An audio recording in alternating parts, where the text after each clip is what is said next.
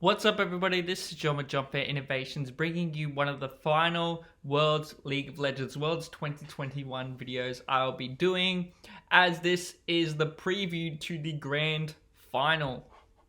Now, obviously, we have two teams left. We have Darm1 Gaming taking on EDG. Darm1 heavy favorites. They had one of the best, if not the best of five we ever have seen in the semi-final against T1, and many felt that that was the two best teams on the planet facing each other. EDG, their series also went to 5. We saw it obviously with Gen G.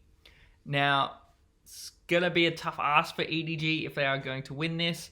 I think the key matchups are going to be in the mid. I think Showmaker is the best player on the planet right now, and if he's allowed to dominate like how he has been doing pretty much all year, if he's allowed to do that, I think Darm1 just have too much firepower.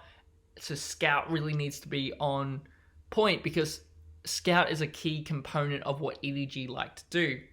I think another big matchup obviously is going to be in the jungle, because Canyon could possibly be the best jungler we've ever seen.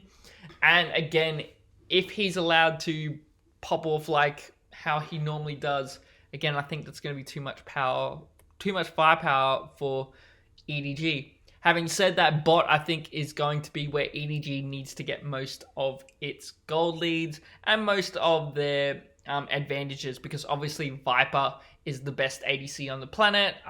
People might think it's Yusi. It's up to you. I personally still give it to Viper. I think he is the best at the moment. And of course, we've got Miko as well. And so that 2v2 is really, really strong and very EDG favored. So EDG obviously going to need a very strong performance out of them if they are going to win this series. Now, what I've got here is the top 3 champions that these players have played, just to have a bit of a quick look at possibly which champions are going to be heavily prioritized. So we can see that both with Khan and Flandre, both mostly have played Graves. I think Graves is going to be heavily contested. Both these players do like to play the Graves. Next up, interestingly, we have Lucian and Jace. Lucian seems to be Khan's answer to the Jace, so this could be a matchup we see. However, given that the Lucian was picked on a little bit in the semi-final, we might not, depending on how confident Khan is on the champion. And they've both actually played quite a bit of Jax. However, Jax has kind of gone out of favor when it comes to the top laners at the moment, so we might not necessarily see some Jax. I think this goes Khan favored. I think Darm1 plays for their top lane, while Flandre, he's going to have the tough ask of having to basically be on an island against Khan, while, you know, Khan, most of this tournament has gotten attention from Canyon, Showmaker, and Beryl, so I do expect this to be Khan favored. Next up, of course, we have the jungle, which is Canyon and JJ. Lee Sin and Talon, both champions that these two play. Canyon gets a lot more Lee Sin than I think he should. I kind of was very surprised that after his series against Mad, that T1 even allowed him to have one game of Lee Sin. I thought that was crazy. So, would not be surprised if the champions just banned against him for the entire best of 5. But JJ in his own right is a good Lee Sin player as well. Both these players also have played a bit of Talon as well. Talon obviously is very strong in the meta right now. Assassin junglers as a whole, the ones that use Gordrinker, are very, very strong as well. Wouldn't be surprised to see maybe Canyon go towards the Kiana though, because I think his Kiana is a bit stronger and a bit better than his Talon. Not to say his Talon isn't good. JJ though has played a lot of Jarvan 4. I know Jarvan 4 has risen in priority as the tournament's gone on. I'm just not a big fan of the champion, because I think you basically become a stun bot towards the end of the game. The scaling on that champion is very, very poor. And we saw in the Mad Lions game, Elioya get 5 kills early on and still wasn't able to carry the game. So, you know, it just shows how weak the champion becomes later on and how easily it gets outscaled. Xin Zhao, I think, is better than Jarvan. I think it kind of does similar things in the sense of you have your knockups, able to pressure lanes and whatnot. And I just think Xin Zhao, he just is a lot more reliable as the game goes on, because obviously the ultimate provides a lot of tankiness as well. So, it becomes something as well that has a lot of utility in the team fights. Again, I give this one to Canyon. I just think Canyon, he's the best jungler we've ever seen, in my opinion. And that's someone who was a big fanboy of SKT and Benji. I just think that, Canyon, he's just insane. And he's playing absolutely insane. And this meta really suits him and his champion pool. JJ going to have a very tough ask if he is going to overcome it. Next up, of course, we have probably the most hype matchup, which is, of course, Showmaker versus Scout. Both these players play LeBlanc. Again, I'm very surprised how much LeBlanc Showmaker has gotten in this tournament. I would have thought that people would be just banning it. But the problem is that his Twisted Fate is just as good, if not better. He does have a skin on the champion after all. So maybe people think that they can at least compete when he's on LeBlanc as opposed to being on the Twisted Fate.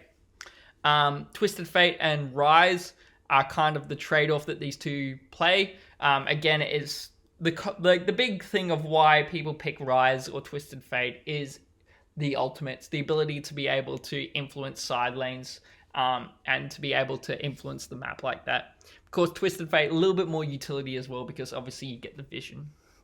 And it's a lot longer on range of the ability to teleport, like in that case the Destiny, like the Realm Warp.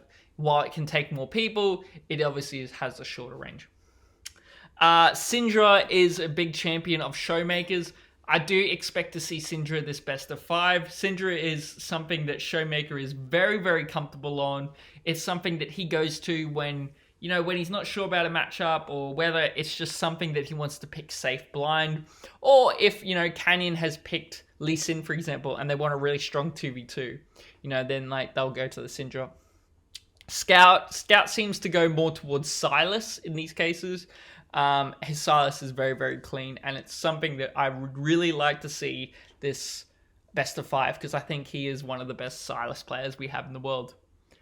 Again, though, I am going to give this to Damwon. Showmaker, he's just playing on another level.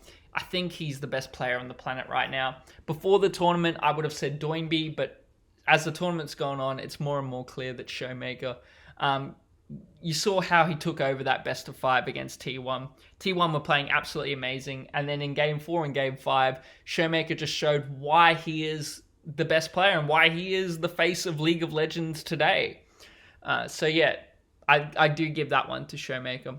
Not surprising that top, mid, and jungle all heavily favor Damwon, because this is the strength of Damwon. Their top, mid, and jungle core. Next up, we have our ADCs. We have Ghost. Gets memed a lot as being not that good. I think it's been a bit blown out of proportions, thanks to maybe an underwhelming MSI. I don't think Ghost is as bad as many people make him out to be. I just think he is someone who plays for the rest of his team. When you have Showmaker, Canyon, and Khan, you want them to be able to get the resources for them to hard carry. So Ghost, he sacrifices a lot for the team in order to help facilitate them into snowballing wins. Viper, on the other hand, is the complete opposite. Viper gets the resources to 1v9. Viper is the classical ADC that, he picks champions that scale late, champions that like to have the ability to be able to 1v9, and he rewards his team by putting those resources into him. He is, in my opinion, the best ADC on the planet. Lucian is something that he's been picking a lot, and then he's been going towards things like the Ezreal and the Misfortune. That's more reflective of the meta as opposed to Viper's champion pool. I think Viper in this series, they will probably look to leverage more strength into him. So I do expect to see things like Aphelios, things like maybe his Jinx. You could even see, maybe a Vayne, something like this. Because I do expect Viper to pick champions that will hard carry and things that can take over the game. Ghost, on the other hand, I expect him to pick his very standard ability to farm on his own, ability to be very safe, and to dish out damage from a distance, even though you can see a Draven there, and Ghost is a pretty decent Draven player if you know about his backstory, as I mentioned in a previous video when he was on Sandbox. But obviously things like the Misfortune is going to be something that I think Ghost is going to pick a lot of, things like Ziggs, and of course I think the one that he's probably going to pick the most if it's available is Jhin. Jhin seems very, very strong in the meta right now. This one I give to EDG because, as I said, I think Viper is someone who can 1v9. He's one of the few ADCs in the world, I think, in this meta that can still 1v9, that can still take over games, that can still pop off in team fights. It's very hard for ADCs to do that in this type of meta, but Viper is one of the few that actually still can. Lastly, we have, of course, Miko and Beryl. Miko has been playing a lot of Enchanter supports, which I didn't think he would do before this tournament. When I think of Miko, I think of things like Nautilus, I think of things like Leona, things like Braum, things that just have really hard engage and CC. This is what I think of when I think of Miko. But, he's played a lot of Yuumi, he's played a lot of Nami and Lulu, and that really goes towards the 2v2 that they've been trying to give Viper, so Viper can get the resources to carry later on, especially on things like Lucian and Ezreal. So it makes sense why we've seen these characters, these champions, especially like Lulu, for example. Beryl, though, he has been he's been playing a lot of different things, actually. He hasn't played many of the same thing throughout the tournament. He's mostly played a lot of Rakan and Leona, obviously things that have a lot of engage and a lot of CC. And he's also been pulling out the Maokai, and the Maokai is something that, if you know a bit about Beryl, is something that he has played a lot, especially in Kesper Cup earlier this year. It was something that he was playing a lot of, and he's played it in the LCK as well. Really good for vision game, and also it's really good to help Ghost play safe. This matchup, though, I do give to Miko as well. I think Miko, absolutely insane support. Very, very underrated, in my opinion. Doesn't get talked about enough, and I really heavily favor the 2v2 bot lane of a EDG over Damwon. Of course, now that is going to leave us to my prediction. Now, top side, mid, and jungle, I give heavily to Damwon. Bot side, I give to EDG. Overall, though, I just don't think it's enough in this meta, and I just expect Damwon's top, mid, and jungle to be able to get really huge advantages, and to be able to cover the problems that maybe Ghost and Beryl are experiencing, and the advantages Viper could be getting. And in team fights, then, I don't think Viper is going to be able to have the same sort of luxury he had against, say, Gen G. I think for this series to go the distance, it's really important for EDG to win the first game. However, I do expect Damwon to win the first game, and I expect it to be a 3-1 in Damwon's favor. Well, there you have it. Hopefully you enjoyed that. Let me know what you think. Do you think Damwon's going to win? Do you think EDG is going to win? But always, stay safe, be kind to one another, and I'll see you next time.